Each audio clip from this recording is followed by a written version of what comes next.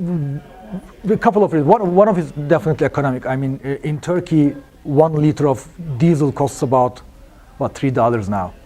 So I mean, you want to spend as little fuel as possible. So that's one reason. The other reason is that it's an extreme weather area. So I mean, it's kind of like let's say North Dakota maybe, with more unpredictable rain. So you have very short seasons, very short times for operations. That you don't really want to lose moisture coming out of the summer, and then you really want to go in really fast in the spring to put your corn in and stuff like that.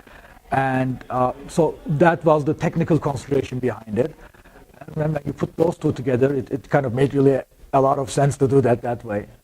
I mean, before, just to give an example, right now our plans is to have about 4 major tractors, about 3 John Deere's 8630s, and then 1 8620. And before us, the government was running there with about 120 tractors. Okay, so by going no-till, we're also basically making a much smaller operation in terms of manpower and manageability and whatnot. So those are the other considerations.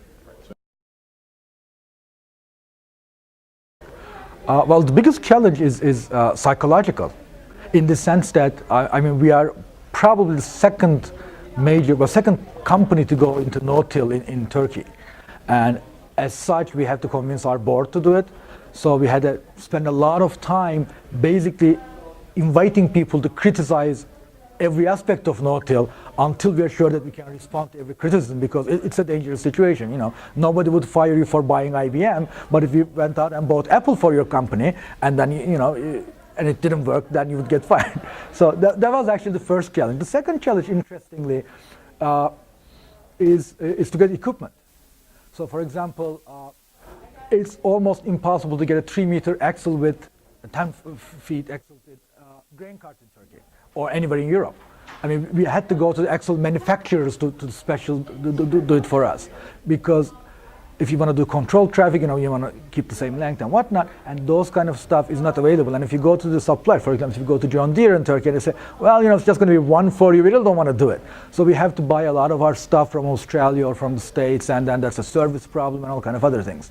So that was actually a very unexpected challenge. We assumed that once we decided to go no-till, and once we were willing to pay for the new equipment, that we would be surrounded by suppliers, and that wasn't the case. Interesting.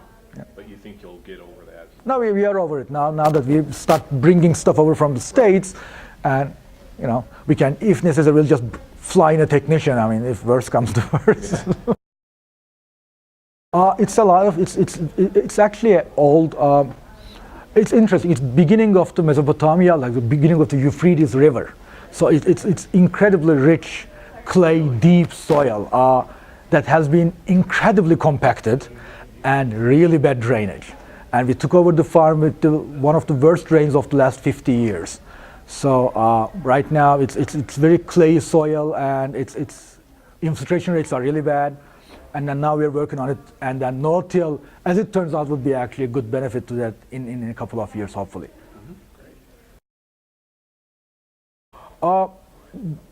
Basically, real-life no-tilling. I mean, so far, we're in Turkey. There aren't too many other people doing no-tilling. We're still starting from a greenfield position, buying all new equipment. We don't have to adapt to anything. It's like a playground for us. I mean, it's a big playground, but it's a playground. And now we want to implement no-tilling in our other operations when there is a lot of existing infrastructure available, and then plots are smaller, and then solutions has to be improvised and whatnot. So my primary objective here is to get more real-life experience for more more farmers, meet them, and then maybe later on go to their farms, invite them over and whatnot, and get that kind of exposure. You wouldn't mind working with a couple of U.S. farmers? Oh no, we would love to. We would love to have them over. We would love to send our people over. Definitely. Company is just a regular company, and then what we have is it's a part of a group of companies, and the group of companies start from, we have a seed company. We are the biggest private sector company that grows wheat seed in Turkey.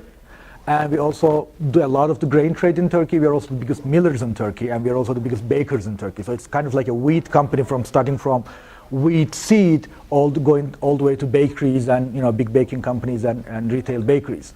But when we say we, what we do is, in terms of this company, we rent some of the land. We don't buy land actually, and in some places we just do sharecropping with local farmers. So we provide the inputs, we provide the agronomy, and we buy the outputs, but they actually do the work. Sometimes with our instruments. So that's the other model that we use.